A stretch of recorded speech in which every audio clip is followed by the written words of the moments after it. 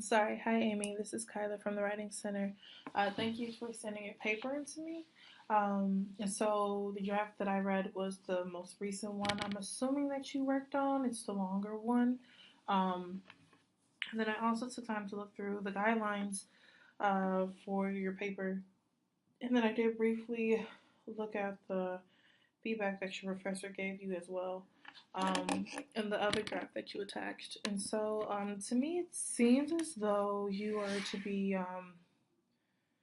I would say, the most essential line here in the guidelines that I kind of understood the most. I would say, it seems as though you're supposed to compare. So necessarily or essentially, you're not supposed to have an actual thesis statement, but instead, you're supposed to be comparing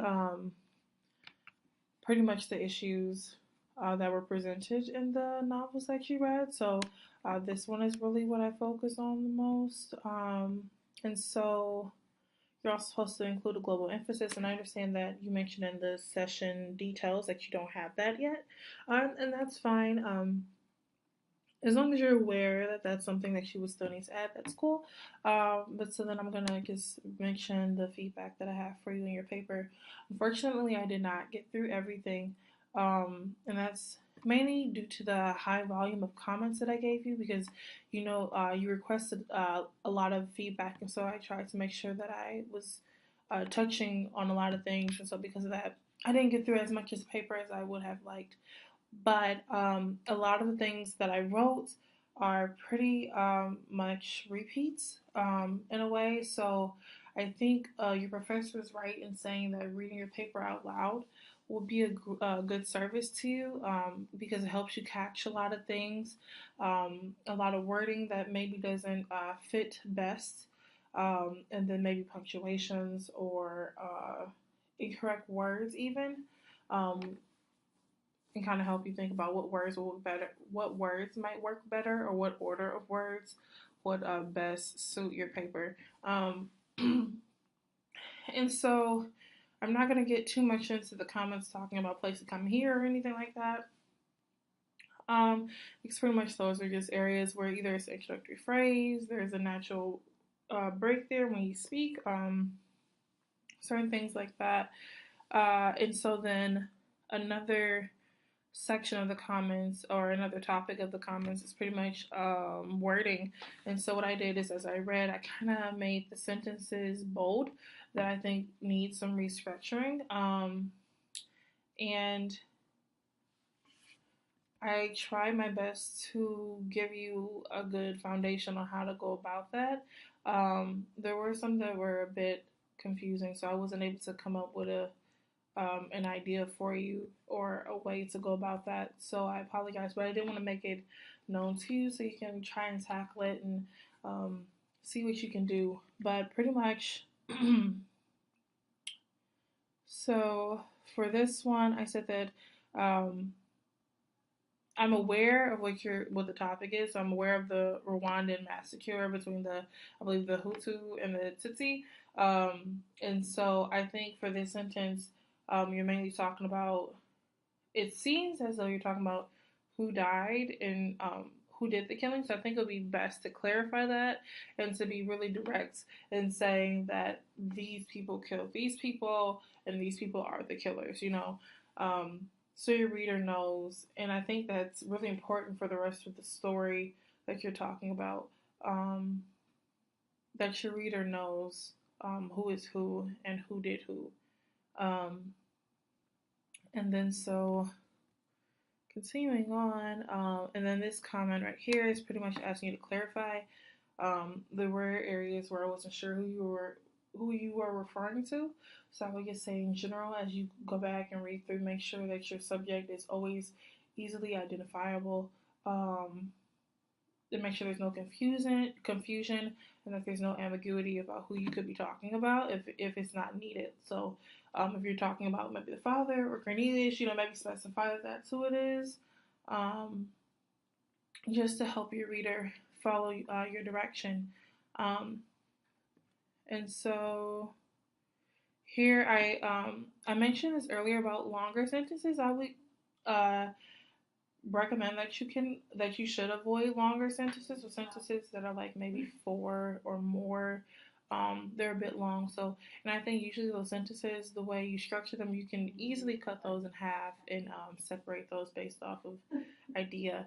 Um, and then another recommendation would be just to avoid using evidence, quotes, paraphrase sentences, anything like that at the end, because it kind of leaves the paragraph open. You want to make sure that you explain why you use this piece of evidence, not explicitly saying I use this piece of evidence because, but just adding a few sentences to show how this connects to the overall main idea of that paragraph. To kind of support what you're saying.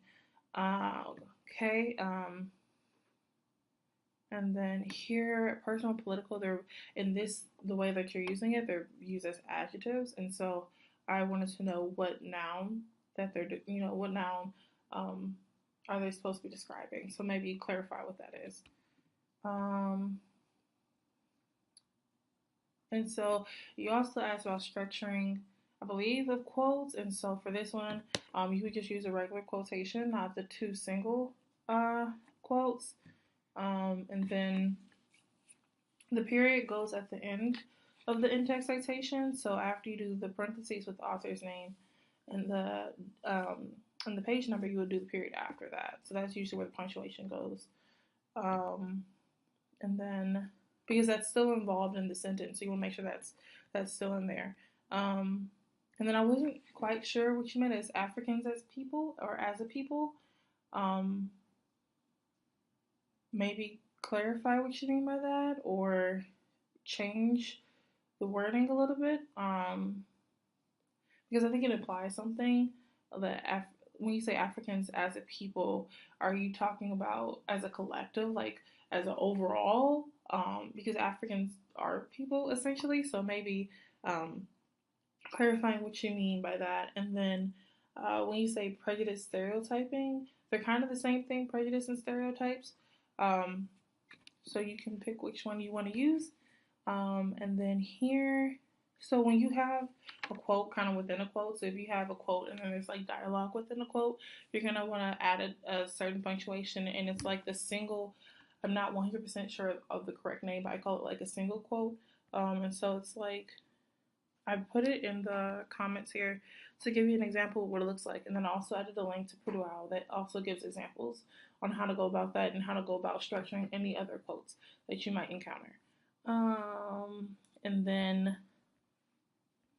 I believe that's all I got through. Again, I'm sorry that I couldn't get through everything like I wanted to, but I hope the feedback that I gave you was very useful. If you have time before the due date, and if there are availabilities here at the Writing Center, you're free to send this back in to get more feedback on it. And what you can do is do another e-tutoring session or a face-to-face session or an online session. Or if you have like a quick question or anything like that, you can always ask the Writing Center via phone or email. But I think reading your paper out loud will definitely help you in the long run. And a lot of the issues I noticed were pretty present throughout the pages that I read. So maybe they're present throughout, the rest of the paper. So kind of keep an eye on that as you continue to read. And so now that I identified them to you and showed you ways of how you can change them, it should be a little easier on revising this. But that's all I have for you. Again, I'm sorry. But I do wish you the best of luck on this assignment, and I hope you have a good finals week. Bye.